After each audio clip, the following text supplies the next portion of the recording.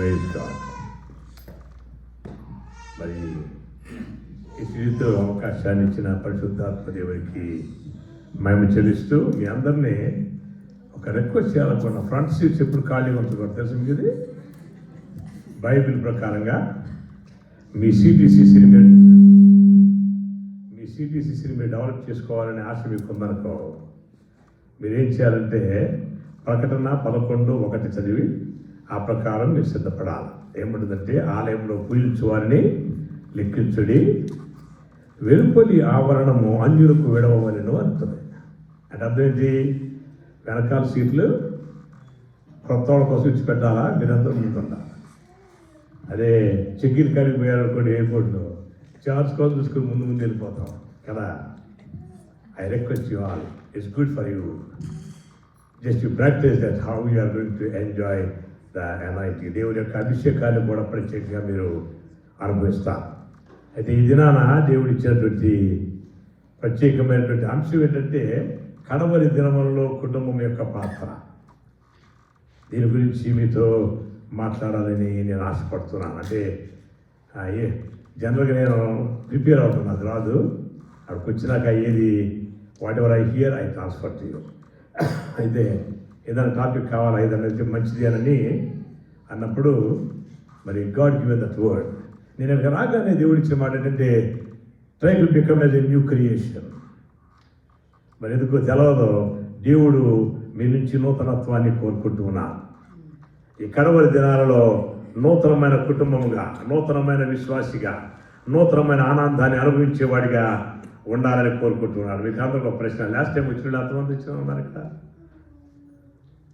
Last time దేవుడు మాట్లాడిన మాట్లాడి చెప్పగలరా? అది గుర్తున్నది. కానీ పోయిన ఈస్టర్కి మీరు వస్తూ ఉంటే షాపులో ఏ డ్రెస్ చేసుకున్నామో, ఏ డ్రెస్ చూసినామో గుర్తుంటుంది. ఫస్ట్ కడవరి దినాల్లో కుటుంబానికి కావాల్సింది ఏంటంటే, దేవుని వాక్యమును గుర్తుంచుకోవడం. ఎందుకంటే ఒక కాలం వస్తుంది వాక్యం వెతికినా దొరకదు. అందుకని ఈ కడవరి దినాల్లో దేవుడు మీ నుంచి నూతనత్వాన్ని కోరుకుంటున్నాడు. ఈ రోజు వరకు నువ్వు ఏ స్థితిలో ఉన్నా సరే, ఈ రోజు నుంచి దేవుడు నీ నుంచి నూతనత్వాన్ని కోరుకుంటున్నా. కారణం ఏంటంటే, దేవుడి యేసు నామాన్ని ఒప్పుకొని హృదయం ముందు విశ్వసించి ముచ్చుడు బాప్తిజం ద్వారా ప్రకటించుకున్నంత మాత్రంలో నీకు రక్షణ ఉన్నట్టు కాదు.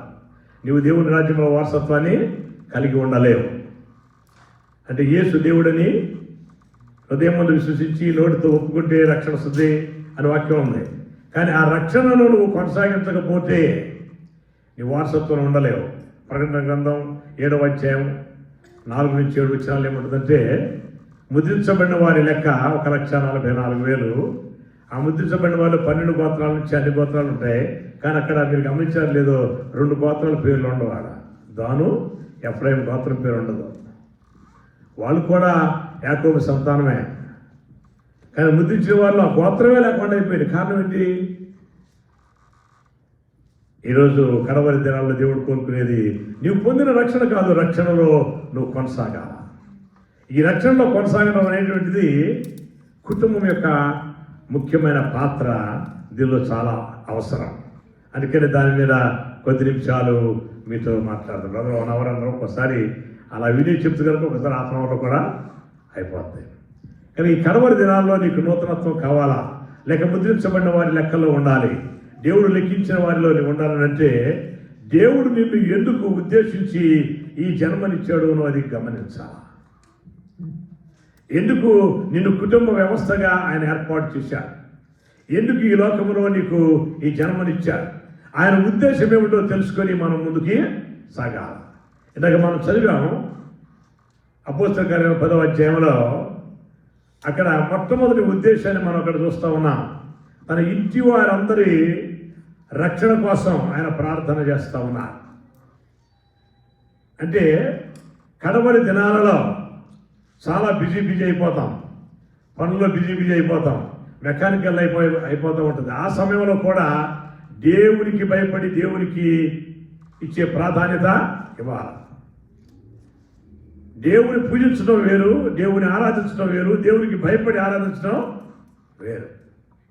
కనుక ఈ కొన్నేళ్ళు భయభక్తి కలిగి ఇంటి వారందరి కొరకు ప్రార్థన చేస్తూ ఉన్నారు. మనం రక్షణ పొందుకున్నంత మాత్రం సరిపోదు. మనకి దేవుడు ఒక ఉద్దేశాన్ని, ఒక బాధ్యతను అప్పగించాడు. ఒక ఉద్దేశంతో మనకు రక్షణ ఇచ్చాడు. అదేంటంటే మన ఇంటి వారందరి కొరకు మనం ప్రార్థన చేయాలి. మన ఇంటి వారందరి కొరకు మనం ప్రార్థన చేసేటువంటి సమయంలో మనకు అనేకమైన ప్రతికూలతలు వస్తాయి. మన ఇంటి వారి నుంచి కూడా మనకు సహకారం రాదు.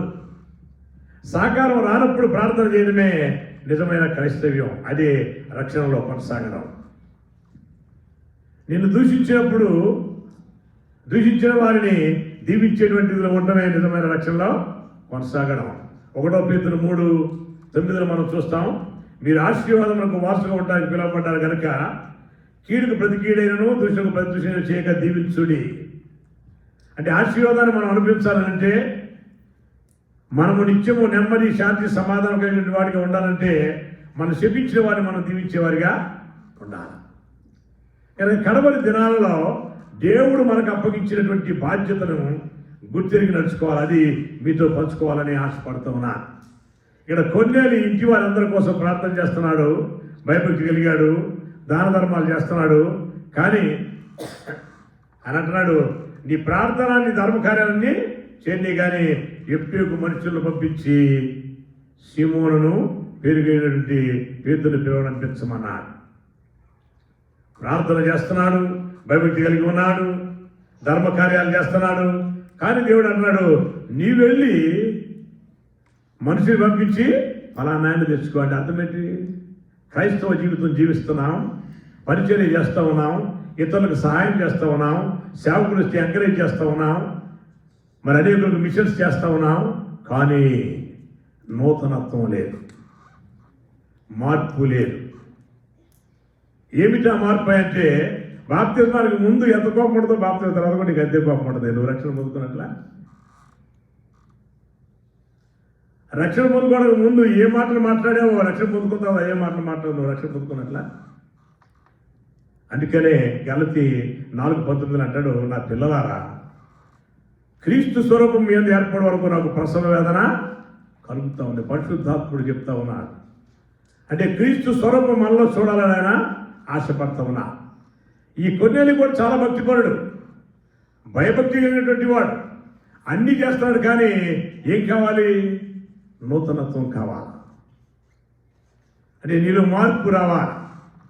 ఎప్పుడైతే మార్పు వస్తుందో ఆ మార్పు కుటుంబాన్ని ఆశీర్వాదానికి వారసురాలిగా చేస్తుంది. ఆ మార్పు రావాలా? ఎలాంటి మార్పు రావాలంటే, ఆదికాండం 6వ అధ్యాయంలో మనం చూస్తాం. నోవహు గురించినటువంటి ఓడను సిద్ధపరచుకోవడం.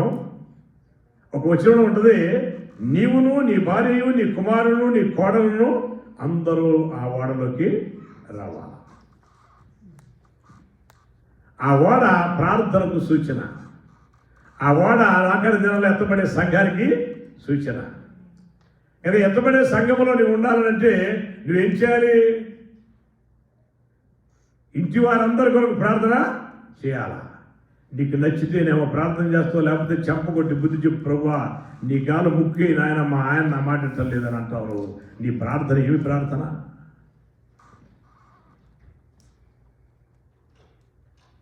నీ కోపం రాగానే పైకి మంచిగానే మాట్లాడతావు, అందరితో ప్రార్థన చేసేటప్పుడు ప్రభువా అందరిని దీవించదు కొందనాలు నాయన అని అందరి పేర్లు చెప్పుకుంటూ దీవించి అంటావు. నచ్చనోడు వచ్చేసరికి ఆయన జ్ఞాపకం చేసుకో అంటావు. ఏం ప్రార్థన? అంటే దేవుడు నిన్ను ఎందుకు ఉద్దేశించి రక్షణ ఇచ్చాడంటే నీకోసం కాదు, నీ ద్వారా ఇతరులు దేవుని రాజ్యంలో చేర్చబడాలా.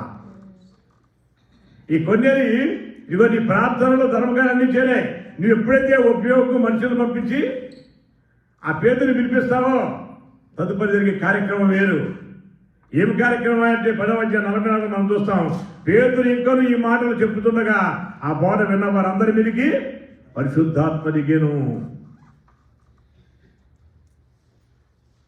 ప్రార్థనలో ఉన్నాడు, ధర్మకార్యాలు చేస్తున్నాడు. ఆయనంత ధర్మాత్ముడు లేడు. ఆయనకున్నటువంటి ఆ స్టేటస్ శతాధిపతి. ఆ స్టేటస్ కూడా లెక్క చేయకుండా దేవుని ఎందుకు భయపెట్టుకొని ఉంటే ఇవన్నీ చేశావు. ఇవన్నీ ఒక ఎత్తు. ప్రభా అనిపించేవాడు పరలోక రాజ్యంలో ప్రవేశించడు. కానీ మత్తయి సువార్త 7:20 మనం చూస్తాం, తండ్రి చిత్త ప్రకారము చేయువాడే. ఏమిటి తండ్రి చిత్తం అంటే? కడపరి దినాల్లో కుటుంబము తండ్రి చిత్తములో కట్టబడాలా. నీ ఇష్టం వచ్చిన మార్గంలో కాదు, నీ ఇష్టం వచ్చిన ఆలోచనలో కాదు, నీ ఇష్టం వచ్చిన క్రమంలో కాదు, దేవుని క్రమంలో నీవు కట్టబడాలా. 2012లో నేను మలేషియా నుంచి వెళ్ళాను. వెళ్తే నేను చిల్డ్రన్ హోమ్లో ఉన్నాను. అందరూ వస్తున్నారు ప్రార్థనకి. ఒక పెద్ద ఆయన వచ్చారు. వచ్చాక, బాబు ఏంటి నువ్వు ఇలా ప్రార్థన చేస్తున్నావట, వెంటనే దేవుడు కార్యాలు చూపిస్తున్నాడట, ఒక వారం నుంచి ఇక్కడ అల్లి చెప్తున్నాడంటే దేవుడికి మహిమండి అని అన్నాను. అన్నాక, నీ వయసు చూస్తుంటే నా ఎక్స్పీరియన్స్ లేదు, కానీ నువ్వు ఒక ప్రార్థన చేయాలి బాబు అన్నాడు. ఏంటన్నాను. నా కుమారుడికి 40 సంవత్సరాలు, కుమార్తెకి 37 సంవత్సరాలు. వాళ్ళు నాకు చెప్పిన మాట ఎట్టలేదు, వాళ్ళ కోసం ప్రార్థన చేయమన్నాడు.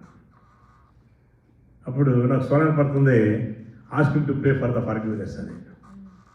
నేను అన్నాను, అంకులు మీరు ఫర్గివ్నెస్ ప్రే చేసుకోవాలని చెప్పని ఇంగ్లీష్లో మాట్లాడినా. చెప్పగానే ఆయన బ్లేరప్ అయిపోయాడు. చాలా కోపం వచ్చేసింది. ఎంత కోపం వచ్చిందంటే, ఏమా నీ వయసు కూడా నేను లెక్క చేయకోకుండా ఏదో అందరూ చెప్తున్నారని నేను వస్తే నువ్వు నా వయసుకు కూడా నువ్వు గౌరవం ఇవ్వలేదు. నేను ఎవరో తెలుసా? ఆమె రిటైర్డ్ బిషప్. నేను నా కొడుకు నా కూతురు నా మాట వినడం లేదు, ప్రార్థన చేయమని వచ్చి అడిగితే నువ్వు నన్ను క్షమించమని ప్రార్థిస్తామంటే అన్నాడు. అప్పుడు నేను అన్నాను, నాకు స్వరం పడుతుంది ఏమనంటే, ask him to what he's praying everyday అని. అప్పుడు నేను అన్నాను, uncle what you pray everyday అంటే, I ask my father to take care about me everyday you know అన్నాడు.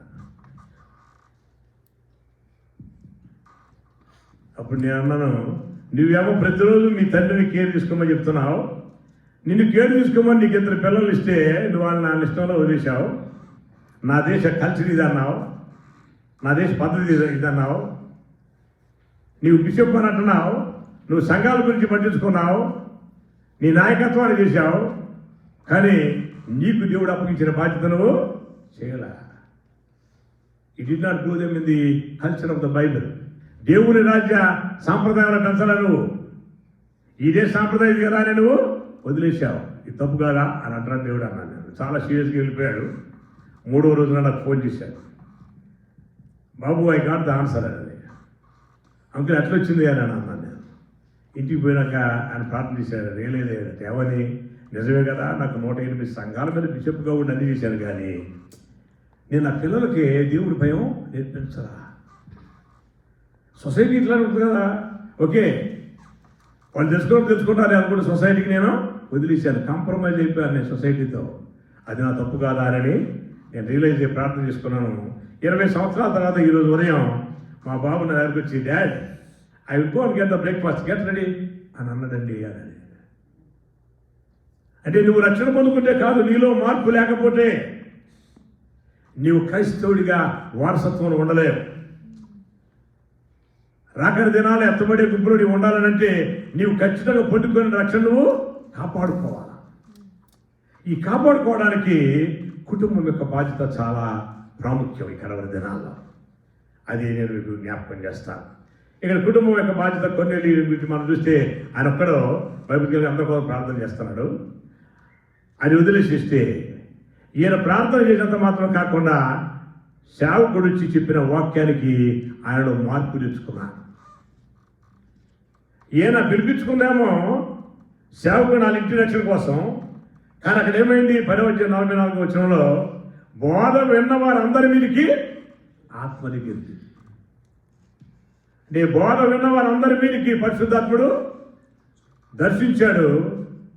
వెంటనే వాళ్ళు ఒప్పుకున్నారు, వాళ్ళకి బాప్తిజం ఇచ్చినారు. అంటే కుటుంబం యొక్క పాత్ర ఏంటి? Bringing the souls for the Kingdom of God. కుటుంబం యొక్క ప్రార్థన ఏంటంటే అనేక ఆత్మలనే మరి దేవుని రాజ్యంలో చేర్చాలి. మరి సిటీసీసీ ఫ్యామిలీగా ఉన్న మీరు ఎన్ని ఆత్మల్ని తెస్తూ ఉన్నారు? ఆత్మ రావాలనంటే ఖచ్చితంగా నీలో నూతనత్వం ఉండాలి. ఒక ఆత్మను నువ్వు తీసుకొని రాగలిగి ఉండాలంటే నీలో మార్పు ఉండాలి. యోహాను సువార్త 4వ అధ్యాయంలో సమరయ స్త్రీ గురించి మనం చూస్తాం. సమరయ స్త్రీతో యేసు ప్రభు మాట్లాడుతూ ఉంటాడు. మాట్లాడుతూ ఉంటే నాకు కొద్దిగా నీళ్ళు ఇవ్వనేసరికి ఏమంటదే 9వ వచనంలో, అయ్యా నువ్వు యూదుడివి, నేను సమరస్తి నన్ను అడుగుతావేంటి నీళ్ళని అంటుంది. అంటే అమర్యాదగా మాట్లాడేది నువ్వు అనేది. అంటే నీ లెవెల్ వేరు, నీ కులం వేరు, నా కులం వేరు, నీ స్టేటస్ వేరు, నా స్టేటస్ వేరు, నన్నెట్ అడుగుతున్నావు అనేది. కానీ యేసు ప్రభు సంభాషణ కొనసాగిస్తూ ఉన్నాడు ఆమెతో. 11వ వచనం వచ్చేసరికి సార్ అంట మొదలు అయ్యా అని. ఆ తర్వాత 14వ వచనం వచ్చేసరికి ప్రవక్త అని అంటుంది. 20వ వచనం వచ్చేసరికి మెస్సయ్య అని అంటుంది. అంటే ఆమె తలంపులు, ఆలోచనలు, మాటలు, క్రియలో అన్నిటిలో మార్పు వచ్చింది. చివరికి ఏం మార్పు వచ్చిందా అంటే, నేను ఎవరితో కలవకూడదు, వాళ్ళ పనులు నాకు నచ్చదు, అందుకని నేను ఒంటరిగా పోతా, ఎవరు లేనప్పుడు బాగుగడుకు పోయిందా మధ్యాహ్నం.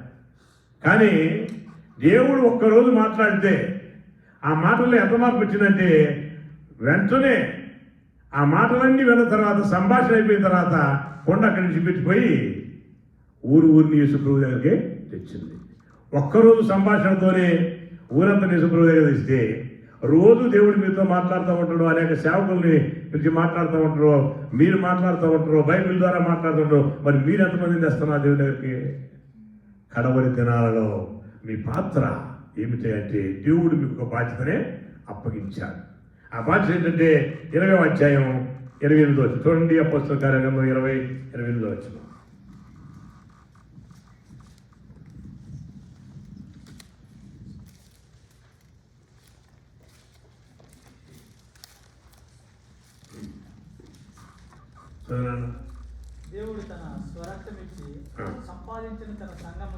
దేవుడు తన స్వరక్తమిచ్చి సంపాదించిన సంఘమును కాయుటకు పరిశుద్ధాత్ముడు మిమ్మల్ని దేని యందు అధ్యక్షులుగా ఉంచెను. ఆ యావత్తు మందను గూర్చి మీ మట్టుకు మిమ్మల్ని గూర్చి జాగ్రత్తగా ఉండుడి.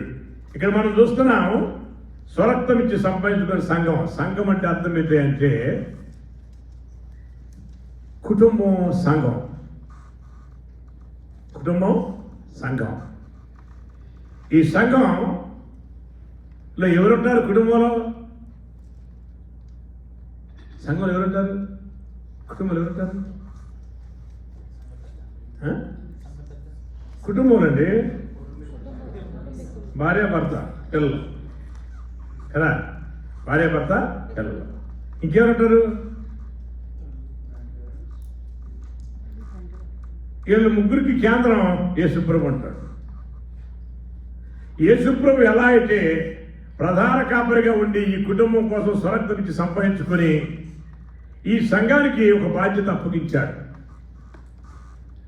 ఏమి బాధ్యత అంటే, పురుషుని బాధ్యత పురుషునికి, యజమాని బాధ్యత యజమానుడికి, యజమానురాలి బాధ్యత యజమానురాలకి, పిల్లల బాధ్యత పిల్లలకి, అలా అప్పగించాడు. ఏముందంటే, స్వరక్తం ఇచ్చి సంపాదించిన సంఘాన్ని కాయడానికి పరిశుద్ధాత్ముడు మన ఒక అధ్యక్షత, ఒక పద్ధతిలో ఉంచాడు, ఒక క్రమంలో ఉంచాడు.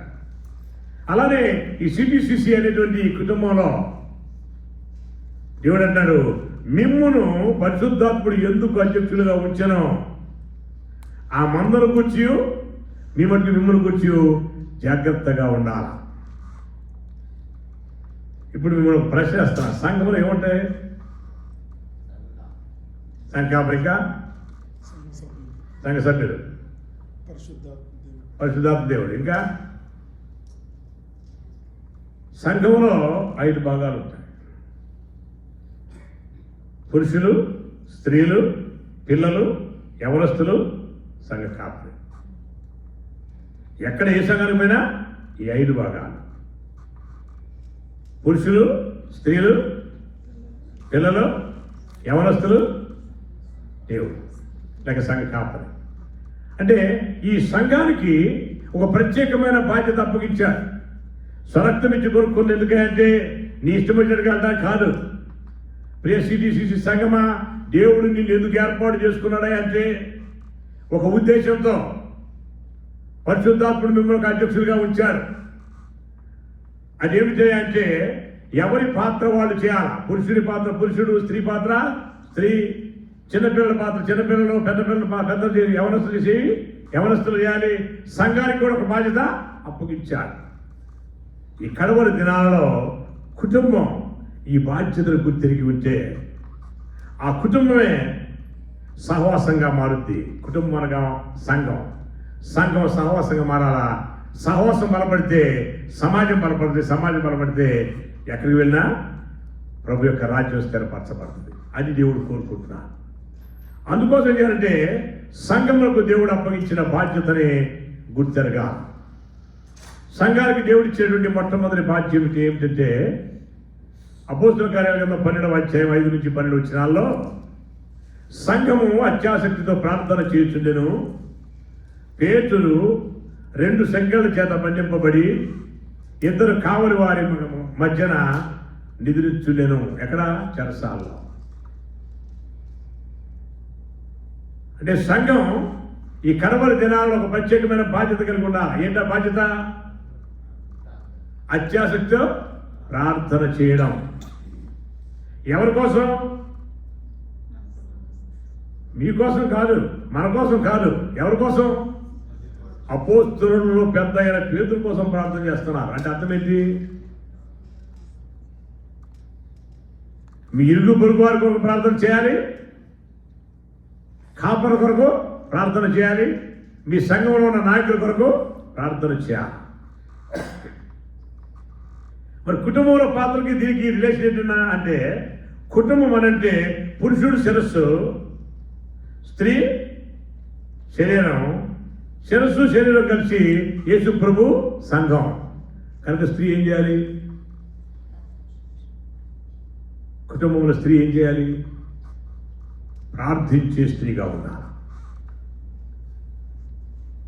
కుటుంబంలో ఎప్పుడైతే స్త్రీ ప్రార్థించేదిగా ఉంటుందో, ఎవరి కొరకు ప్రార్థన చేయాలి?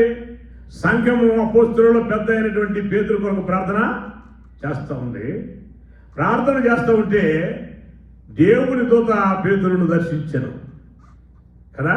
దేవుని దూత పేతురు దర్శించింది.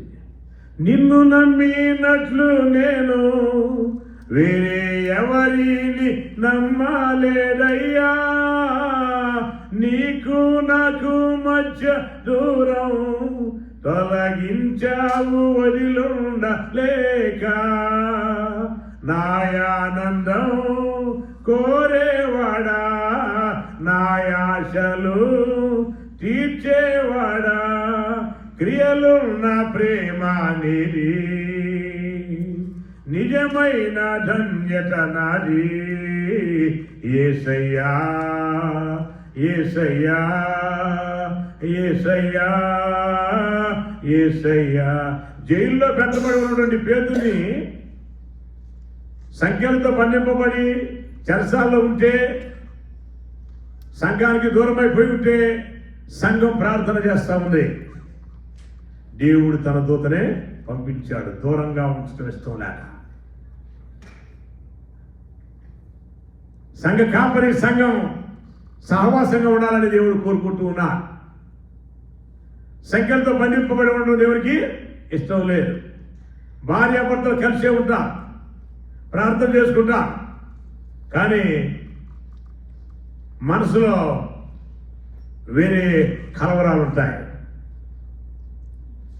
ఎప్పుడైతే వేరే కలవరం ఉంటుందో అప్పుడు ఆ కలవరం ఏమవుద్ది? నీ పిల్లల మీద పనిచేస్తుంది, నీ కుటుంబంలో పనిచేస్తుంది. అప్పుడు చెరసాల్లో ఉన్నట్టుగా ఉంటావు. ఈరోజు ప్రభు అంటున్నాడు, ప్రియ సంఘమా, నీవు ఎలా అయితే ప్రార్థించే సంఘంగా ఉంటావో దైవజనుల కోసం, సిస్టర్స్ మీ అందరితో దేవుడు అంటున్నాడు, మీరే సంఘం. మీరందరూ ఏం చేయాలి? మీ భర్త కొరకు ప్రార్థన చేయాలి. మీ భర్త మీ కుటుంబానికి కాపరి. వాక్యం సెలవిస్తూ ఉంది, సంఘానికి మాత్రమే అధికారం ఉంది, బయట ఎవరికి అధికారం లేదు.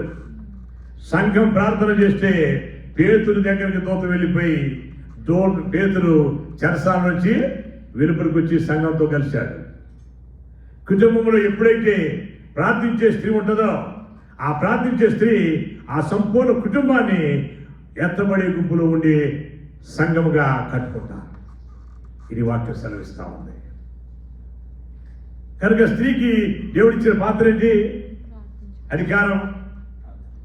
ప్రార్థించే స్త్రీ ఎక్కడుంది? చెప్తారు మాట, చెప్తే $50 ఇస్తారు గిఫ్ట్. ఎక్కడుంది? ఇర్మియా 9:17 రోదనము చేస్తేనే పిలవనంపించుడి, తెలివిగలిగిన స్త్రీలు కనుగొనండి. రోదనం చేస్తే ఇదిగో శోధన పిల్లల్ని వీళ్ళు పాడు చేయడానికి కిటికీలు కూడా ఎక్కుతా ఉంది, కానీ మీ రోదన ద్వారా వాటన్నింటినీ మీరు కంట్రోల్ చేస్తారు. వాక్యం సెలవిస్తూ ఉంటారు. కానీ కడవరి దినాలలో కుటుంబం యొక్క పాత్ర ఏంటంటే కుటుంబంలో స్త్రీ ప్రార్థించేదిగా ఉండాలి.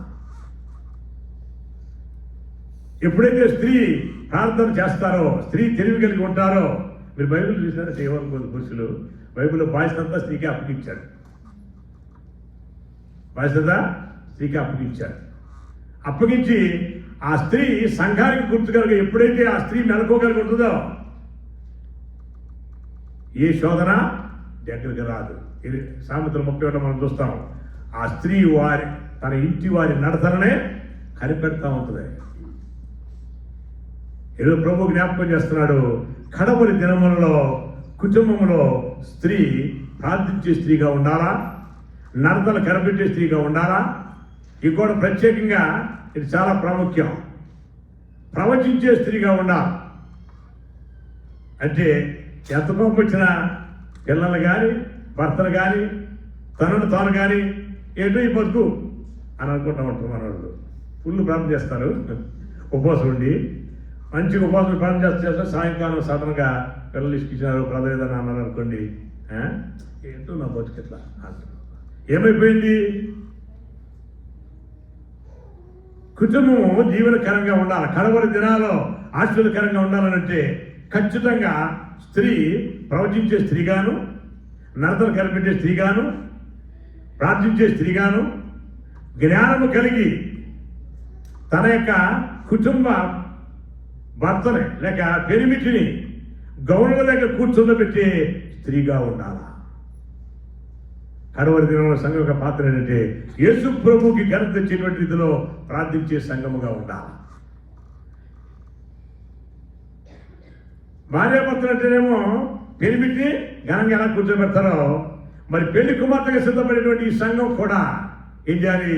యేసు ప్రభు ఘనత తీసుకున్నారు. అది ఎప్పుడు సాధ్యమంటే కుటుంబం కరెక్ట్గా తన పాత్రని పోషిస్తేనే. ఎన్ని ఆరాధన పాటలు పాడవచ్చు, ఎన్ని వాక్యాలు వినొచ్చు, కానీ బాధ్యతలు కనుక విస్మరిస్తే ఎత్తబడే గుంపులు మనం ఉండలేము.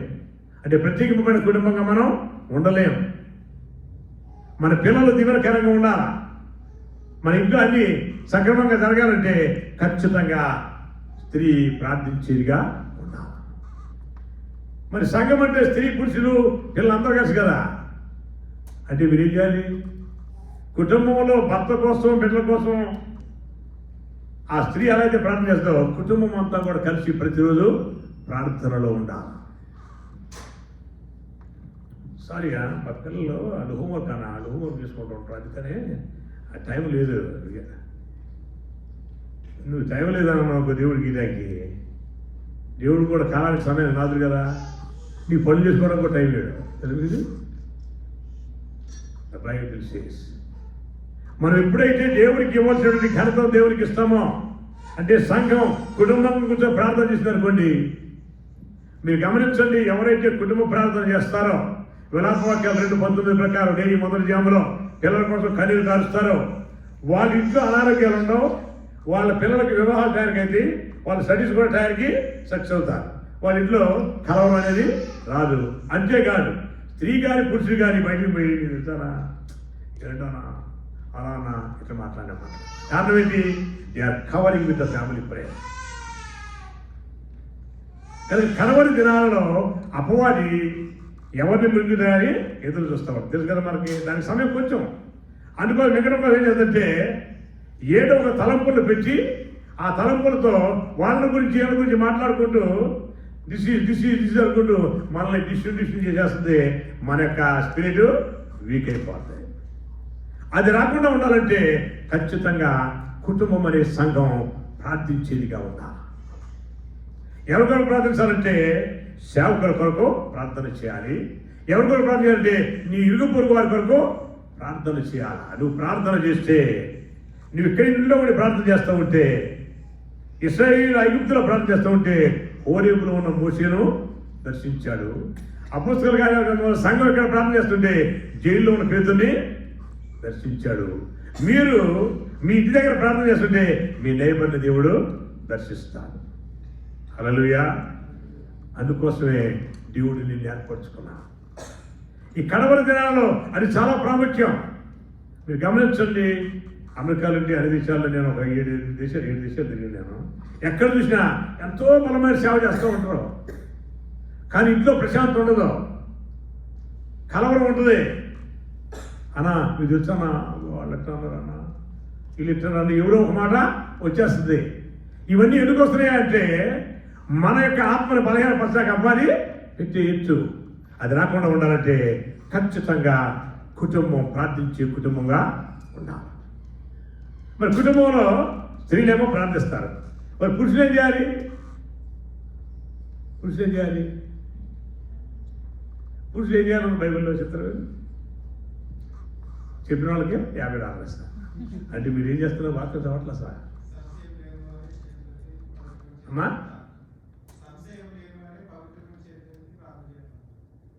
సంశయం లేని వారే పవిత్రమైన చేతి ప్రార్థించాలి.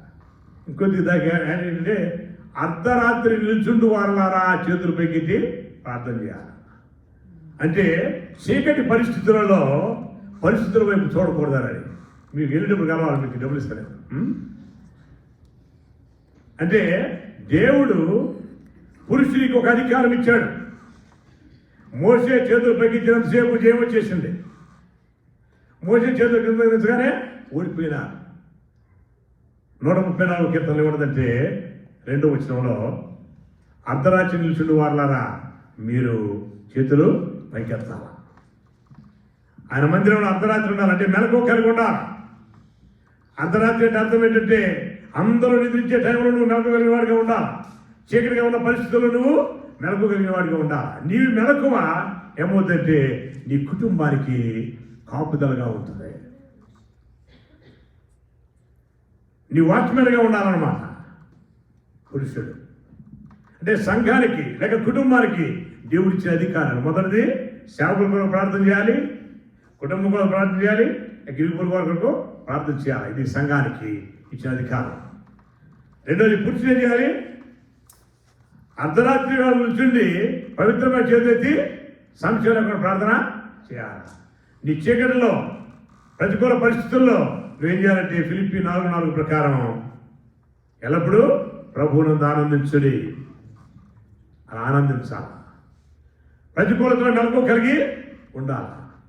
ఎప్పుడైతే నువ్వు మెలకు కలిగి ఉంటావో నీ దగ్గర శోధన రాదు. మూడవది సంఘంలో ఎవరుంటారు? పిల్లలు ఉంటారు కదా. పిల్లల్లో ఎవరు వస్తుంటారు? చిన్నపిల్లలు ఉంటారు. చిన్నపిల్లలకి ఒక ప్రత్యేకమైన అధికారం ఇచ్చాడు దేవుడు. ఏంటది అమ్మా? ఏంటమ్మా?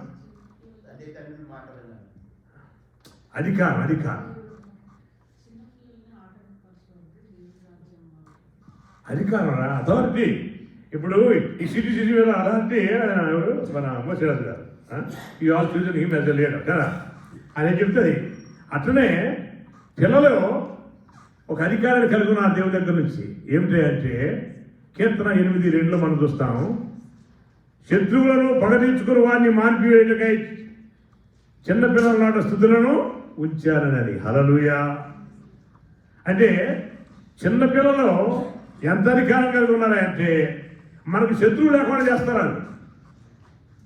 మనకి శత్రువు లేకుండా చేస్తారు అంటే అర్థం ఏంటి తెలుసా?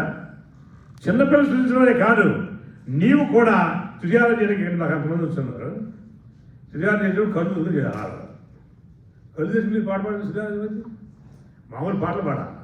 ఆరాధన వచ్చినప్పుడు కళ్ళు మూసుకొని ప్రభు వైపు చూస్తూ చేయాలి. నువ్వు పాట చూస్తూ ఉంటే నీ పాట కనపడుతుంది, దేవుని యొక్క ముఖదర్శనం లేదు నీకు.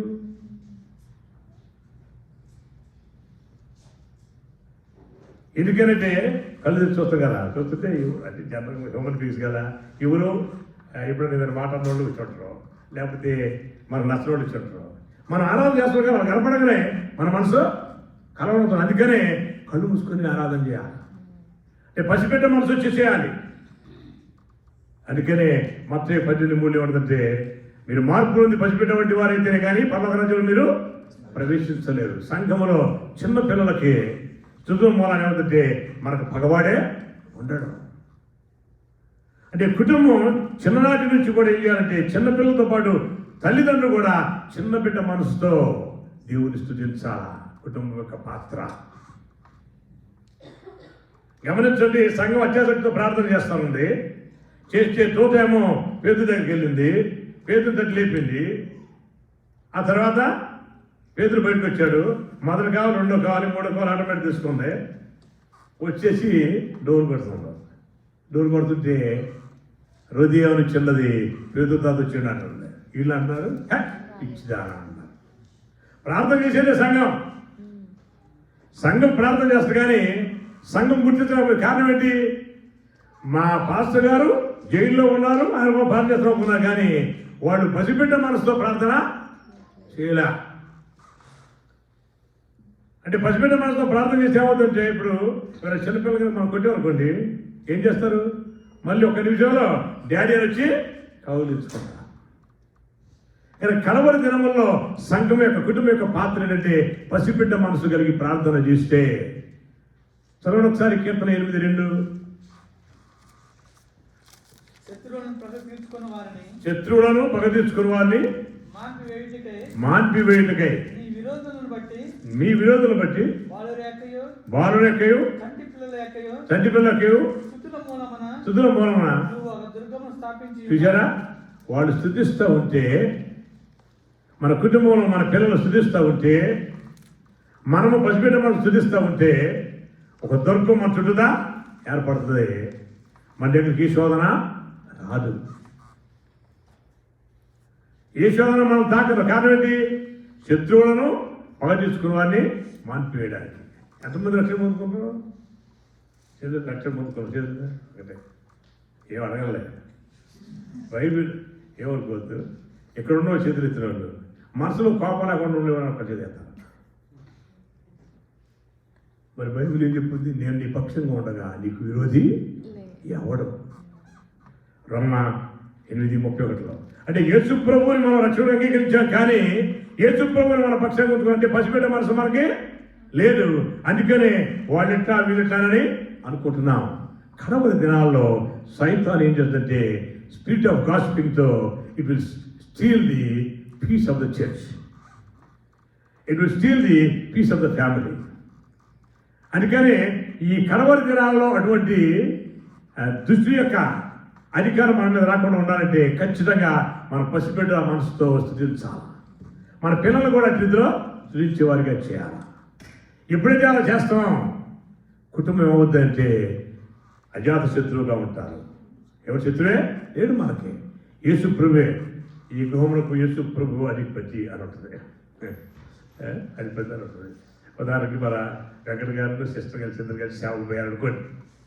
అంటే వెంకట గారి పేరు నాకు బాగా గుర్తుగా అయితే చెప్తాను. ఇక్కడ భయపడ్డ రాని కనపడుతున్నారు. అందుకని వాళ్ళిద్దరు గారు సేవలు పోయారు. వృద్ధులు 5 గంటలకు పోయారు. ఇక ఆ ఊరు సేవ చేసినారు. సాయంకాలం 5 గంటలకు వచ్చినారు. వస్తూనే మన వెంకట గారు ఏమన్నంటే, అమ్మా కొంచెం టీ పెట్టు అన్నారు. వస్తూనే అది పోయి సోఫాలో కూర్చున్నాడు.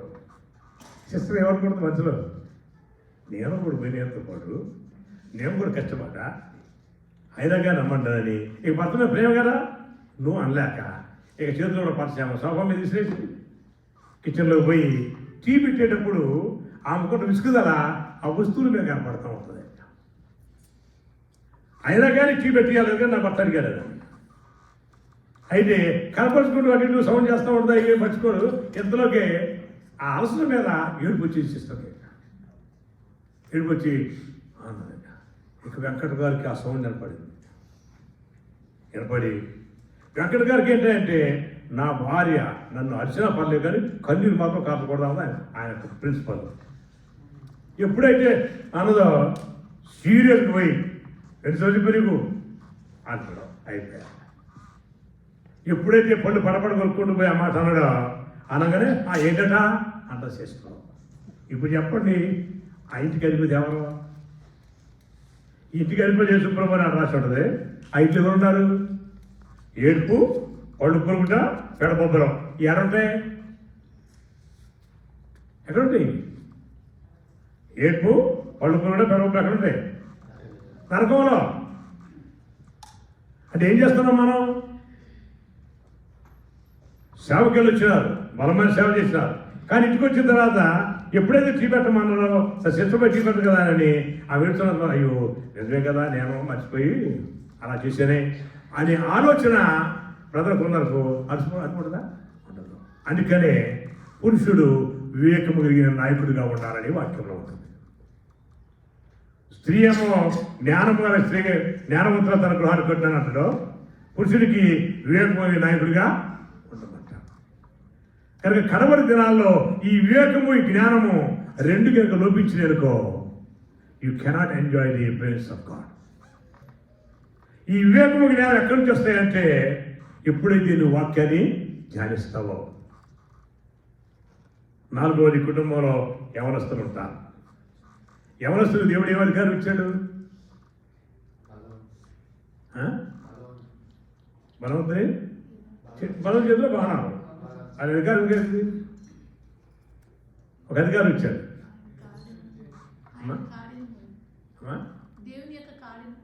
అది అధికారం ఇంకేంటి? అది బాధ్యత.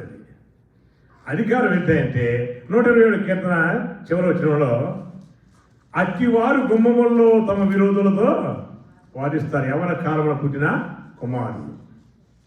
అంటే యవనములో రక్షణ పొందుకునే వారిగా నువ్వు నీ బిడ్డలు పెంచితే, ఎప్పుడైతే చిన్నప్పటి నుంచి తుదల మూలాల దుర్గాన్ని స్థాపించుకుంటూ కుటుంబ ప్రార్థన చేసుకుంటూ పిల్లల్ని దేవుని యొక్క ప్రార్థనలు ఎదిగిస్తే, యవన కాలానికి రాగానే వాళ్ళు యవనంలో రక్షణ పొందుకొని వాళ్ళు ఏం చేస్తారట?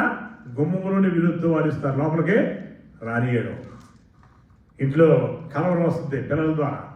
అంటే అర్థం ఏంటి? ఎక్కడ మనం రాంగ్ చేశాం. ఈ రోజు వరకు ఒకవేళ నువ్వు రక్షణ పొందుకొని ఉండవచ్చు, ఈ క్రమంలో కనుక లేకపోతే ఈ రోజున నువ్వు ప్రార్థన చేసుకో. యెషయా 27:65 వచ్చిన మనం చూస్తాం. ఏలాగో జరుపుకున్నట్టుగా వారు నాతో సమాధాన పడాలి. దేవుడితో సమాధాన పడి దేవుడు చెప్పిన ప్రణాళిక ప్రకారం మనం నడుచుకుంటే కడవరి దినాల్లో ఏమవుతుందంటే మన కుటుంబము ఏమవుతుంది? ఎత్తబడే గుంపులో ఉంటుంది.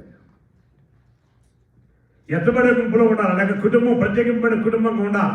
మన కుటుంబం ద్వారా అనేకులు దీవించబడాలి అని ఆశించుకుంటే ఈ అప్పగించబడిన ఈ 5 బాధ్యతలను గుర్తుపెట్టుకోవాలి. కాపరెట్టాగా ప్రార్థన చేస్తూ ఉంటారు. కాపరి ప్రార్థన సరిపోదు. ఎప్పుడు యేసు ప్రభు నిత్య విజ్ఞాపన చేస్తున్నాడు తండ్రి దగ్గర కుడిపాట్లో కూర్చోండి.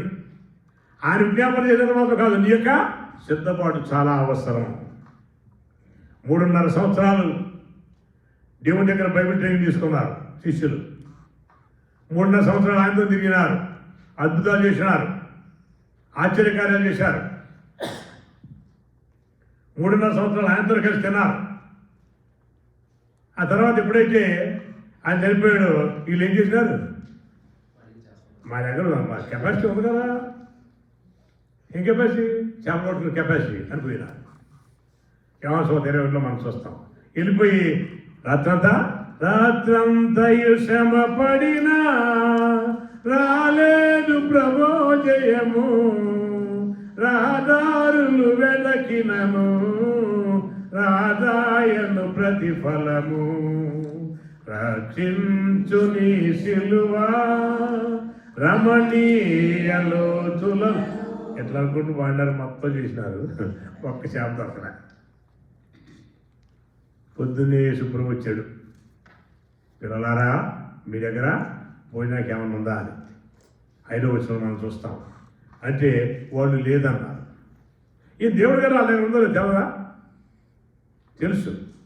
కానీ నేను అడిగినప్పుడు 3.5 సంవత్సరాలు ఆయనతో తిరిగినా కానీ ఆయన దేవుడు గుర్తుపట్టలే. ఆయన దేవుడని గుర్తుపట్టలే. యేసుప్రభు స్వరవాళ్ళు గుర్తుపట్టలే.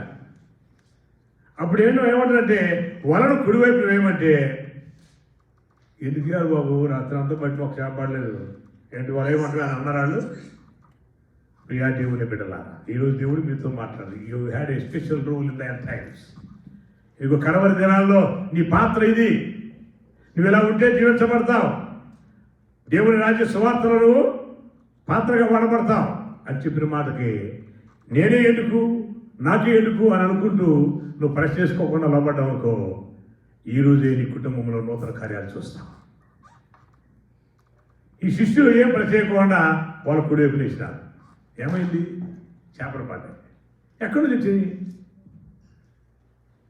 అక్కడ ఒక మిస్టరీ ఏంటంటే, యేసు ప్రభు వాళ్ళ కుడివైపు వేయమనగానే యేసు ప్రభుతో 3.5 సంవత్సరాలు ట్రైనింగ్ తీసుకొని భోజనం చేసినటువంటి శిష్యులు గుర్తుపట్టలేదు. కానీ ఒరే మన ప్రభు చెప్తున్నాడు వలయమని పద వెళ్దాం అని చేపలు సృష్టి గుర్తుపట్టింది.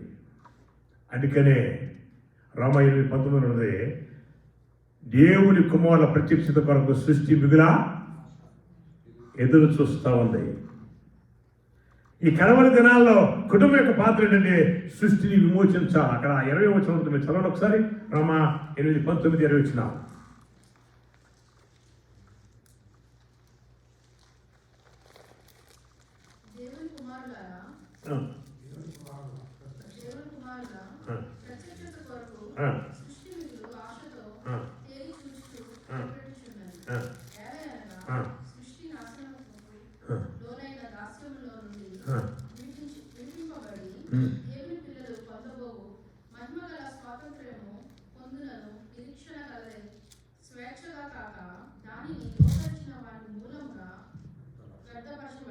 అంటే స్వేచ్ఛగా చూడాలని, విమోచన చూడాలని ఎవరు? సృష్టి ఎదురు చూస్తూ ఉంది. కానీ ఆ సృష్టికి విమోచన కావాలంటే దేవుని కుమారుడు ప్రత్యక్షత ఉండాలి. దేవుని కుమారుడు ప్రత్యక్షత ఉండాలంటే ఏం చేయాలి? విజేత కావాలి. ఈ సృష్టి చేపలేమో యేసు ప్రభు స్వరాన్ని రండి మన దేవుడు చెప్తున్నాడు, ఆయనకి అవ్వకపోయినాయి. కానీ 3.5 సంవత్సరాలు తిరిగిన శిష్యులు మాత్రం యేసు ప్రభు స్వరాన్ని గుర్తుపట్టల. ఆ స్వరాన్ని గుర్తుపట్టేట్టుగా ఉండడమే నిజమైన క్రైస్తవ్యం. దేవుడి యొక్క మాటను మనం గుర్తించగలిగే వారిగా ఉంటే అది ఏర్పరచబడిన కుటుంబం. కనుక కడవరి దినాల్లో ఆ కుటుంబంగా నువ్వు ఉండాలని ఆశించి ఉంటే, కడవరి దినాల్లో దేవుడు నీకు అప్పగించిన బాధ్యతనే నువ్వు గుర్తిరిగి ఉంటే నువ్వేమవుతావు అంటే దేవుని చేతిలో పూసిన కిరీటంగా మార్చబడతావు. దేవుడి ద్వారా నీవు మయంపరచబడతావు. నీ ద్వారా దేవునికి ఘనత వస్తుంది. అది కోరుకుంటున్నాను. అందుకో కడవరి దినాల్లో ఈ కుటుంబం ఎలా ఉండాలంటే అందరూ కలిసి ఉండాలి. కొన్ని అందరూ ప్రార్థించాడు. మనమైతే ప్రార్థన చేసుకుంటూ ఇక్కడ సిస్టర్స్ ఏమనుకోని, ఇక్కడ ఒక 6 సిస్టర్స్ ఉంటారు. అదేంటే 3 బ్రదర్స్ కూడా ఉంటారు. వాళ్ళ ఫ్యామిలీ అంటే నాకు నచ్చుతా, నాకు కావాలంటే వాళ్ళు నచ్చుతా కూడా ఉంటారు. భార్య భర్తల మధ్యనే. ఇది కష్టమేమా?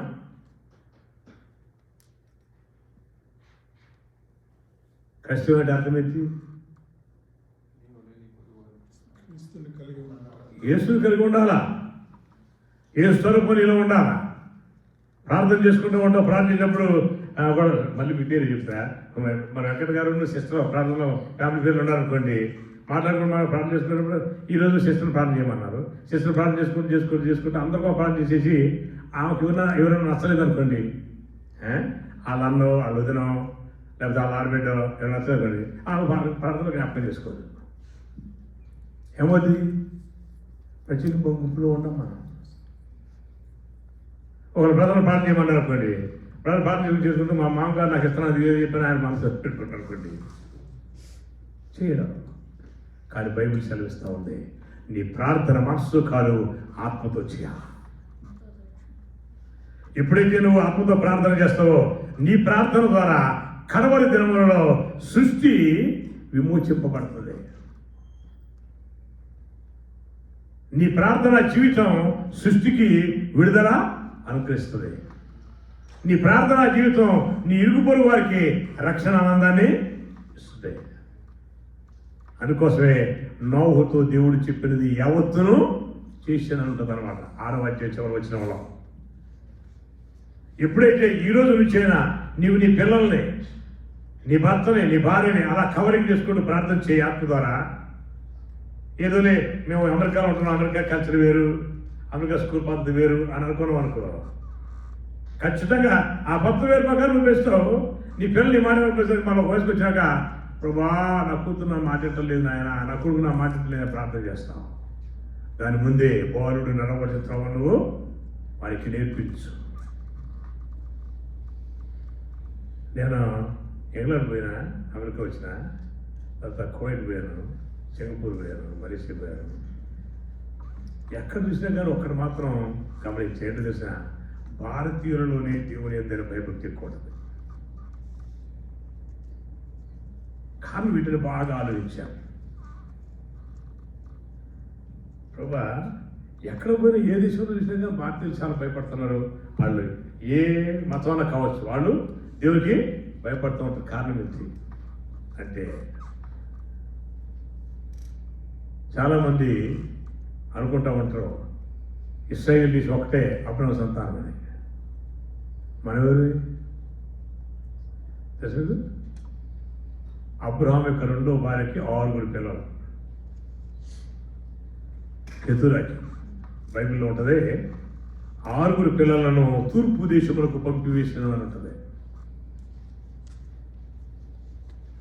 అంటే అబ్రహాము దేవుని యందు భయభక్తి కలిగి నిందారైతే ఉండగలిగినే తన సంతానంగా పిలువబడేటువంటి ప్రతి ఒక్కరిలో భయభక్తి కలిగి ఉన్నారు. ఈరోజు ఎందుకు జ్ఞాపకం చేస్తానంటే భయభక్తి కలిగి ప్రార్థించే నీవు నీ కుటుంబాన్ని అదే భయభక్తిలో పెంచుకుంటే నీ కుటుంబం ద్వారా అనేకులు విమోచింపబడతారు. నీ కుటుంబం ద్వారా అనేకులు దేవుని యొద్దకు ఆకర్షింపబడతారు. అంతేకాదు కడవరి దినాల్లో కుటుంబం ద్వారా అనేకులు ఆకర్షింపబడటం కాదు, నీకు విమోచన గానాలు ఉంటాయి. గమనించండి, నోవహును ఎప్పుడైతే నీ కొరకు వాడను తయారు చేసుకోమని దేవుడు చెప్పాడో వాడను తయారు చేసుకున్నాడు. చేసుకున్న తర్వాత ఏమైంది? పుల్లు సింహాలన్నీ చేయాలకే, కానీ ఆయనకి హాని చేయలే. కారణం ఏంటి? దేవుని మాటకు లోబడ్డాడు. తన కుటుంబం అంతటిని ఆ వాళ్ళకు తీసుకున్నారు. ఎందుకు అసలు వాడను తయారు చేసుకోమన్నాడు అంటే ఇప్పుడు మనం ఆలోచించే పద్ధతిలోనే ఉంది. అప్పుడు ఏంటంటే నరుల కుమార్తెలు అందమైన వారిని చూసి దేవుని కుమారుడు వారిని వివాహం చేసుకున్నారని 2వ వచనం చూస్తాం. 6వ అధ్యాయం 2వ వచనంలో అంటే దేవుని కుమారులు అంటే ఎవరా అంటే విశ్వాసులు. నరుల కుమార్తెలు అంటే ఎవరా అంటే నరులు కల్పించిన పద్ధతులు. విశ్వాసులు అయింది కూడా పద్ధతితో మనం కాంప్రమైజ్ అవుతూ వెళ్ళిపోయామనుకో, అప్పుడు ఏమవుతుంది? మన కుటుంబంలో కూడా బలాత్కారం వస్తుంది, మన ఇంట్లో కూడా బలాత్కారం వస్తుంది. ఆ బలాత్కారం నుంచి విడిపించబడటం కోసం, ప్రత్యేకింపడటం కోసం నవ్వుతాడు, ఎదుగు నీ కొరకు వాడనే తయారు చేసుకో.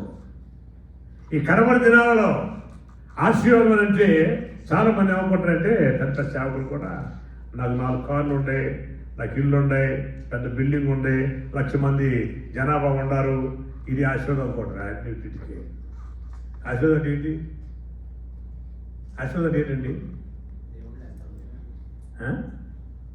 ఆశీర్వాదం ఏంటి? ఒక్క మాట చెప్పాలా అమ్మా?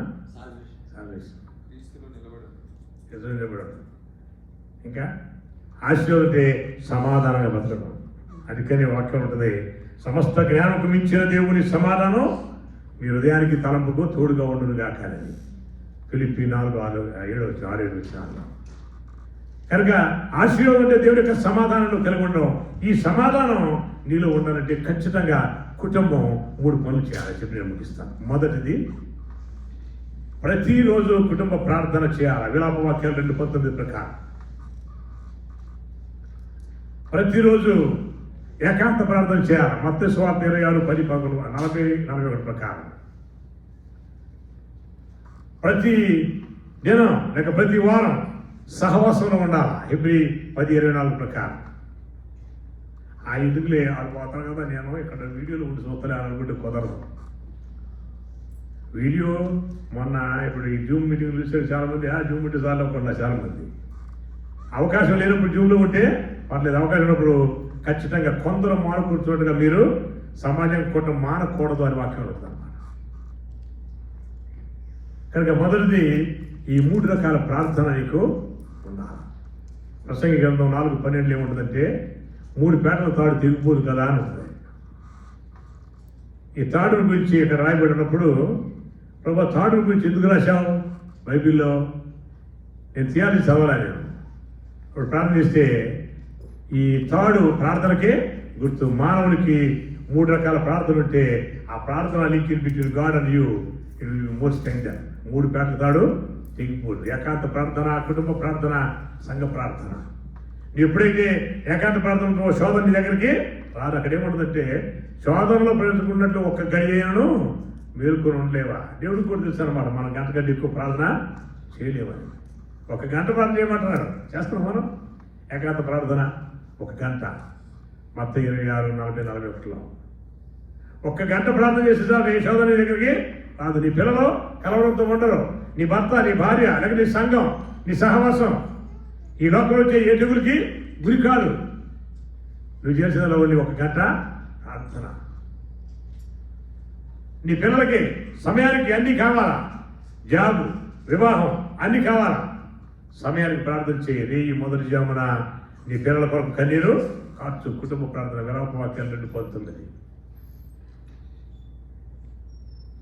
నీకు నెమ్మది కావాలా? సమాజంగా కోటలు మారకుండా సమాజంతో నువ్వు రిలేషన్షిప్ కలిగి ఉండాలా? Hebrews 10:24 ప్రకారం. ఇది మొదటిది. రెండవది ఆదికాండం 1:28 మన స్వరూపం చొప్పున మన పోలికతో నల్లను చేద్దాం అని ఎవరితో మాట్లాడకుండా? ఎవరితో మాట్లాడాడు? తనకు తాను మాట్లాడుకున్నాడు దేవుడు. గమనించండి, సృష్టించినప్పుడు ఆయన మొక్కలను మురిపించుగాక అని భూమితో మాట్లాడాడు.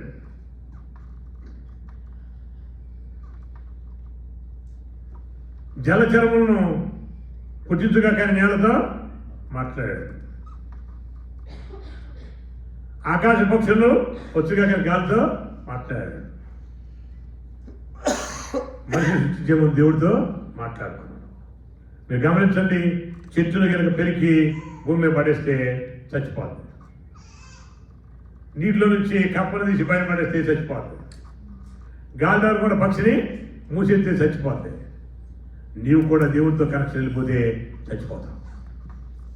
కానీ నువ్వు దేవుడితో కనెక్షన్ ఉన్నటువంటి అర్థం ఏంటంటే ప్రతిరోజు వాక్యాన్ని ధ్యానించాలా. ప్రతిరోజు నీవు నీ బిడ్డలను, నీ కుటుంబాన్ని, నీ భర్తను, నీ భార్యని వాక్యంలో ఎరిగించాలా. ఎందుకంటే ఈ వాక్యం పేరే జీవవాక్యం. ఈ వాక్యమే శరీరధారి కృపాసత్య సంపూర్ణంగా మన మధ్యకి వచ్చాడు యేసు ప్రభువుగా. యేసు ప్రభు నమ్ముతున్న ఆయన సొంత రక్షణ అంటావు. వాక్యం ద్వారా ధైర్యం ఇయ్యవు. నువ్వు యేసు ప్రభువుని ఎలా అనిపిస్తున్నావు? నువ్వు ఎప్పుడైతే వాక్యం చదువుతావో అప్పుడు ఆ వాక్యం నీలోకి వచ్చి నిన్ను బలపరుస్తుంది. నీకున్న ఫ్లెష్ని క్రూసిఫై చేసేస్తుంది. ప్రభు అంటున్నాడు, కడవరి దినాల్లో ప్రియ కుటుంబమా, నీ పాత్ర చాలా ప్రాముఖ్యం. నీకు ఒక బాధ్యత అప్పగించాను. ఆ బాధ్యత నెరవేర్చాలంటే వాక్యానుసారంగా నువ్వు సిద్ధపరచుకోవాలా. మూడవది, యేసు ప్రభు కనికరం కనిపెట్టుకోవాలా. నీకు కష్టం రాగానే, ఇరుకు రాగానే, ఇబ్బంది రాగానే నీ వడ్డీ పరుగులెత్తడం కాదు. ముందుగా దేవుడి పాదాల దగ్గర నువ్వు పరిగెత్తు. ఈ మధ్య రన్ ఫర్ క్రైస్తవులు పెడతా ఉంటారు కదా, రన్ ఫర్ జీసస్ అని.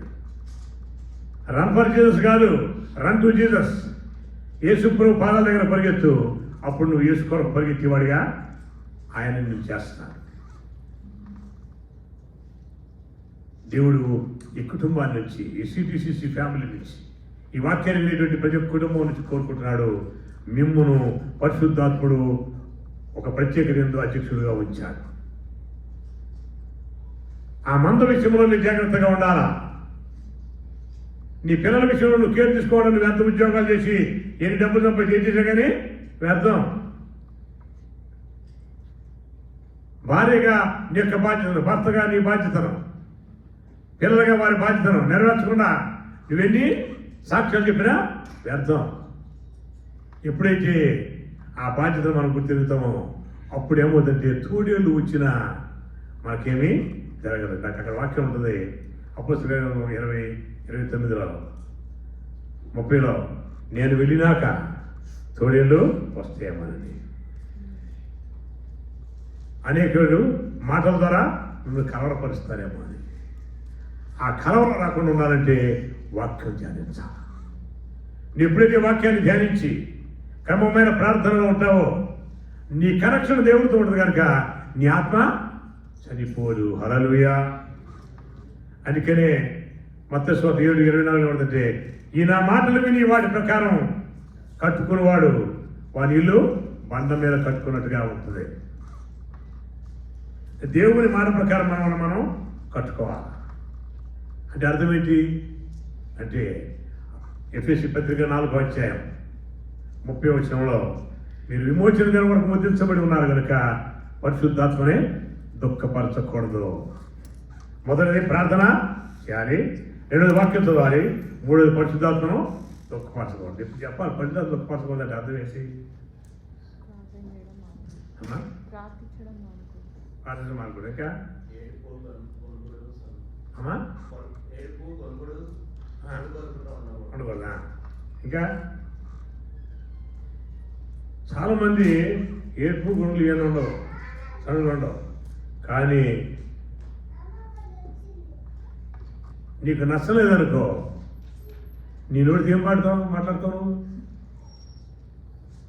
వాడు లెక్కిద్దేలే అంటావు. నీ పిల్లల కోసం ప్రార్థన చేస్తావు, ప్రభా ఏది ఏమైనా సరే నా కొడుకు డాక్టర్ వాళ్ళు ప్రార్థన చేస్తారు. డాక్టర్ ప్రార్థన చేస్తారు, నీకు ఎగ్జామినేషన్ రాస్తారు. ఏదో బై మిస్టేక్ ఒక ర్యాంక్ పోయిందనుకో, అరే నా కష్టం నీవు పెట్టారా అంటారు. ఎవరైతే ప్రార్థన చేశారో, ఎవరైతే ప్రేమతో ప్రార్థన చేశారో, ఎవరైతే కొడుకు దీవించబడాలని ప్రార్థన చేశారో వాళ్ళ నోటి నుంచే దీవెనకు బదులు కోపం, శాపం. అది దుఃఖపరచడం అంటే. అపోస్తలుల గారు ఎఫెసీ పత్రిక 4:29 ఏమంటే, అనుకూల వచనం పలకాల, ఇతరులకు మేలు కలిగేట్టుగా అనుకూల వచనం నీ నోట నుంచి మంచి మాటలో రావాలి. ఎందుకో తెలుసా? నీవు మంచి మాట మాట్లాడితే నీ జీవితంగా మంచి వస్తుంది. 109 కీర్తన 17 మనం చూస్తాం. శపించడం వారికి ఇష్టము కనుక శాపం వారి మీదకి వచ్చింది, దీవించడం వారికి ఇష్టం కనుక దీవెన దూరమైపోయిందని. అంటే కడవరి దినాలలో కుటుంబం ఎలా ఉండాలి? ఇప్పుడు చెప్పండి, ఒక మాటలో చెప్పాలా? కడవరి దినాల కుటుంబం ఎలా ఉండాలా? కుటుంబం ఎలా ఉండాలా? ఐక్యత కలిగి ప్రార్థనా కుటుంబంగా ఉండాలి. కుటుంబం ఎలా ఉండాలి? నీవు బైబిల్ చదువుతున్నావు, ప్రార్థన చేస్తున్నావు, కానీ ఆత్మను దుఃఖపరిస్తే ఆశీర్వదకరమైన కుటుంబంగా ఉండలేవు. ఆత్మను దుఃఖపరచడం అర్థం ఏంటంటే, ఏంటమ్మా ఏం కూర చేసావు, ఎంత ఉప్పు ఉంది అనకూడదు నీ భార్యని. ఒకవేళ నీ భర్త గారు తీసుకున్నా ఉన్నారు, బాబా మీరు ఎంత అందంగా ఉన్నారని అనాలా? అంటే నీ నోట మేలుకరమైన మాట వచించగలిగితే అప్పుడే నీ మాదిరి కుటుంబం. నీ భార్య వచ్చేసి ఏంటండి ఎంత పొద్దుగా తిరగొచ్చారని అరుస్తూ ఉంటే, మరి అరుస్తూ ఉంటే ఎంత అందంగా ఉన్నారా అని అనగలవా? అనలేకపోయినప్పుడు నువ్వు క్రైస్తవుడు కావు. ఎందుకంటే సంఘముగా నువ్వు ఎంతో హింసిస్తూ ఉన్నప్పటికీ దేవుడు అదే ప్రేమతో నీ వైపు చూస్తున్నాను. కనుక సంఘానికి మూలస్తంభంగా ఉండవలసినది ప్రేమ అనేది లక్షణం. ప్రేమ అన్నిటినీ సహించును, అన్నిటినీ తాళును. ప్రేమ అంటే ఎవరండి? ప్రేమ అంటే దేవుడు కదా. దేవుడు ప్రేమ స్వరూపి, దేవుడు రూపమే ప్రేమ. ఈ కడవరి దినాలలో అపవాది తన సమయం కొంచెమేనని స్వార్థమని ముసుగు వేసి ప్రేమను చల్లార్చుంది. అందుకనే కడవరి దినాల్లో ప్రేమను కలిగి ఉండడమే నిజమైన కుటుంబ లక్షణం. ఆ ప్రేమని 2 అక్షరాలు కనుక నీలో ఉంచుకున్నావు అనుకో, ఆ అక్షరాల ద్వారా నువ్వు సమస్తాన్ని జయించగలవు. LOVE లవ్ అంటే అర్థం ఏంటంటే lakhs of smiles, ocean of cheers, valley of dolls, end of sorrow. నీ జీవితంలో ఉంటున్నాయా? లైఫ్ అంటే ఎబ్రివేషన్ ఏంటంటే LIF అంటే లవ్ ఇన్వైట్స్ ఫర్ ఎవర్ అని. నువ్వు ప్రేమను ఆహ్వానిస్తున్నావా? నువ్వు ప్రేమను ఆహ్వానించేవాడిగా ఉంటే నువ్వు నిజమైన క్రీస్తులు కలిగినటువంటి వాడివి. వైఫ్ అంటే అర్థం ఏంటంటే వెల్త్ ఇన్వైట్స్ ఫర్ ఎవర్ అని. అంటే బైబిల్ ప్రకారం నీ జీవితంలో ఆస్తే నీ భాగస్వామి, అంటే నీ కుటుంబంలో నీ భార్య ఎలా నీకు భాగస్వామో నీవు యేసు ప్రభువుకి ఆస్తి, సంఘం యేసు ప్రభువుకి ఆస్తి. ఎందుకో దేవుడు జ్ఞాపకం చేస్తాడు చివరి ఒక మాట. సౌలును దర్శిస్తాడు కదా, దేవుడు దర్శించినప్పుడు ఏమంటాడు? సౌలా సౌలా నన్ను నేల హింసించున్నావు అంటాడు. సౌలు ఇప్పుడు యేసుప్రభువుని హింసించాడా? హింసించాడా? సంఘాన్ని హింసించాడు. సంఘం మన భార్య కూడా కాదు, ప్రధానము చేయబడిన భార్యనే హింసిస్తుంటేనే యేసు ప్రభువు నాకు ఎంత బాధ అయిపోయింది అన్నాడు కదా. సొంత భార్య విషయంలో నువ్వు పురుషుడిగా ఎలా ఉంటున్నావు? నువ్వు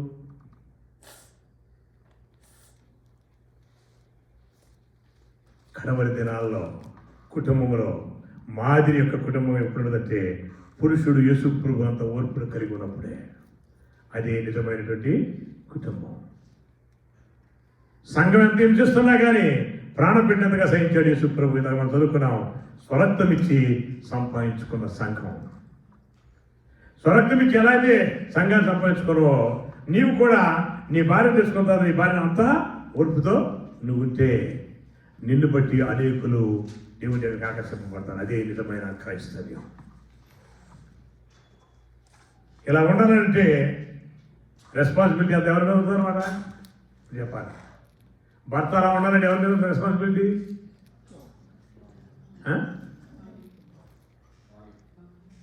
భార్య మీద. నాకు చెప్పు కదా, భార్య ప్రార్థించేదిగా ఉండాలి. ఏం చెప్పండి భార్య లక్షణాలు? ప్రార్థించేదిగా ఉండాలి, ప్రవచించేదిగా ఉండాలా, నడతలు కనిపెట్టేదిగా ఉండాలా, భర్తని పెరిగి గౌన్లు ఎగుర్చేదిగా ఉండాలా, దేనికి భయపడందుగా ఉండాలా. ఈ లక్షణాలు కనుక ఉంటాయి. ఈ దినం నుంచి ప్రయత్నం చేస్తే నీ ద్వారా అనేక ఆత్మలు దేవుని యొక్క ఆకర్షింపబడతాయి. ఆ ఆకర్షణ నువ్వు కలిగినటువంటి కుమారుడు ఉండాలంటే ఈ దినాన నీ యొక్క హృదయాన్ని నువ్వు తెరవాలా, నీ ఆలోచన మార్చుకోవాలా. You must be a new creation. యేసు ప్రభులో నూతన సృష్టిగా ఉండాలి. యేసు ప్రభు మనసు రావాలి, యేసు ప్రభు యొక్క ఆలోచన రావాలి, యేసు ప్రభు యొక్క తలంపు రావాలి. యేసు ప్రభు సాంప్రదాయంలో నీ బిడ్డలను పెంచాలా. నీవు ఉన్నటువంటి దేశ సాంప్రదాయ ప్రకారం కాదు, యేసు ప్రభు సాంప్రదాయంలో పెంచాలా. నీ బిడ్డలని, నీ భర్తని, నీ భార్యని దేవుని రాజ్య పౌరసత్వం రావడానికి నువ్వు ఎప్పుడైతే ప్రార్థన చేస్తావో అప్పుడు నీ కుటుంబం రాకడలో ఎత్తబడే కుటుంబంగా ఉంటుంది. నోహు తన భార్యను, తన ముగ్గురు కుమారుల్ని, ముగ్గురు కోడల్ని అందరినీ ఓడలో చేర్చుకున్నాడు. ఏక మనసుతో ఓడలో చేసుకున్నాడు. అబ్బా వాళ్ళని తీసుకొని వీళ్ళు తీసుకొని అనలేదు. అందుకోసం అయిపోయిందంటే క్రూర మృగాలు కూడా వచ్చి సహవాసం చేసాయి. ఈరోజు ప్రభు అంటున్నాడు, ఈ రాకడి దినాల్లో ఎత్తబడి గుంపులు ఉండే సంఘంగా ఉండాలనుకుంటున్నావా? ప్రత్యేకింపడి కుటుంబంగా ఉండాలనుకుంటున్నావా? అయితే నువ్వు దేవుని మనసును ఎరిగి నీ యొక్క జీవితాన్ని కట్టుకోవాలా. దేవుడు నిన్ను శ్రమ పెట్టే దేవుడు కాదు. దేవుడు నిన్ను బలపరిచేటువంటి దేవుడు, ఆదరించేటువంటి దేవుడు. నీవును నీ భార్యని ఆదరించి బలపరిచేటువంటి యోధుడిగా నీవు ఉండాలా. నీవు, నీ భార్య, నీ పిల్లలు నిత్యము దేవుని మనసుని ఎరిగి ముందుకి సాగాల. ముందుకు సాగి ఆయన క్రమంలో ఉండాలా. దేవుడి క్రమంలో ఉంటే ఏమోది? ప్రభువా పరలోక రాజ్యంలో ప్రవేశించగా తండ్రి చిత్త ప్రకారమే చేయబడంటే అదేంటి ప్రభు నీ నామాన దయాలు నిలబొట్టేదో ప్రవచించేదని చెప్తుంటే ఇవన్నీ చేసినావు, కానీ నీలో క్రమం లేదు. ప్రార్థన క్రమం లేదు, తినడానికి క్రమం లేదు, నిద్ర క్రమం లేదు, పాజిటివ్ ఉన్నానంటూ పోతుడు కొనడు. నువ్వు చాలా మంది రోజులు ఏమంటుంది సార్, ఉమ్ము కూడా మిగలన్నాను పాజిటివ్ కొట్టి అంటారు. పోతుడు కూడా ఒక గంట పాజిటింగ్ అంటే అర్థమైంది దేవుడితో ఫీస్టింగ్ అన్నమాట. దానికి క్రమం కావాలా. అక్రమం చేయాలని మీరు ఎవరో నేను ఎరగదన్నాను. అంటే అక్రమమైనటువంటి జీవితం అంటే దేవుని మనసు కలిగి క్రమమైన జీవితాన్ని కలిగి ఎప్పుడైతే ఉండడానికి ప్రయత్నం చేస్తావో అప్పుడు పరిశుద్ధాత్మ ముద్ర నీ మీదకి ఆటోమేటిక్ వచ్చేస్తుంది. నీ ద్వారా అనేకులు దేవుని వైపుకి ఆకర్షింపబడతారు. సిద్ధంగా ఉన్నావా? దారి చూచిపోతున్నావా విశ్వాసీ? నీ తీరమేదో గమనించావా విశ్వాసీ? దారి చూచిపోతున్నావా విశ్వాసీ? నీ తీరమేదో గమనించావా విశ్వాసీ? ఓడలో నల్లా కాకిన్ చూడబంపే లోకానికి, ఓడలో నల్లా కాకిన్ చూడబంపే లోకానికి, చూడ చూడ ఈలో కరుచు ఓడ మర్చిపోయాను కాకి, కాకిలా నీవుంటావా విశ్వాసీ? మరి పావురంలా మళ్ళొస్తావా విశ్వాసీ? ఈ రోజుల్లో ఏ వస్తుంటాయి కదా చిన్న చిన్న రీల్స్, చాలా మంది పెద్దోళ్ళు కూడా ఏదో వచ్చింది చూసినట్టు అంటున్నారు. అది చూసుకుంటూ పాత టైం మర్చిపోతారు. చూడ చూడ ఈలోక రుచి ఓడ మర్చిపోయాను కాకి, కాకిలా నీవుంటావా విశ్వాసీ? మరి పావురంలా మళ్ళొస్తావా విశ్వాసీ? కుటుంబ యాత్ర పావురం అనేటువంటి దానికి మాదిరిగా ఉంటే నీ కుటుంబం దేవుళ్ళు ప్రత్యేకించబడిన కుటుంబమే కాదు, నీ కుటుంబం దగ్గరికి ఏ తెగులు రానే రాదు. పక్కనే ఉంటుంది తెగులు, దగ్గరికి రాదు. కారణం ఏంటి? నువ్వు దేవుళ్ళు కట్టుకుంటూ ఉన్నావు. సిద్ధంగా ఉన్నావా? ఈరోజు ప్రభు అంటున్నాడు, మరొక అవకాశం నేను మీకు ఇస్తున్నాను. క్రైస్తవుడిగా జీవిస్తూ ఉన్నావు, దేవుని కుమారుడు ఉంటున్నావు, పరిచర్య చేస్తూ ఉన్నావు, మిషన్స్ చేస్తూ ఉన్నావు, కానీ ఇంకా నీలో నూతనత్వం కావాలని కోరుకుంటున్నాను. ఆ నూతనత్వం ఏంటంటే దేవుని యొక్క ఆత్మతో నువ్వు ప్రార్థన చేయాలా, దేవుని ఆత్మతో నువ్వు నడిపించబడాలా, దేవునితో కనెక్షన్ కలిగి ఉండాలా. అప్పుడు నీ దగ్గరికి ఈ తెగులు